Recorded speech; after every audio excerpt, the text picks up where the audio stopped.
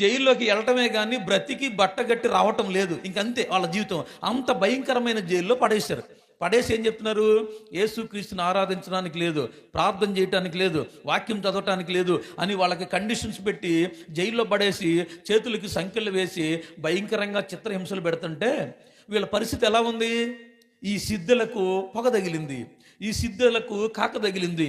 వీళ్ళ జీవితాల్లో అమావాస్య దినాలు వచ్చేసినాయి. మరి అమావాస్య దినాలు వచ్చేసినప్పుడు ఏం చేయాలి? వాస్తవంగా అయితే బాధపడతా కూర్చోవాలి. దేవుడు ఇందుకెళ్ళి ఇలా ఎందుకు చేశాడు అనుకోవాలి. కానీ వాళ్ళు ఏం చేస్తున్నారు?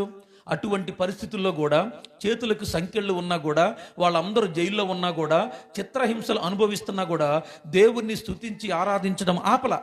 కానీ పాటలు పాడారనుకో తెలిసిపోద్ది కదా.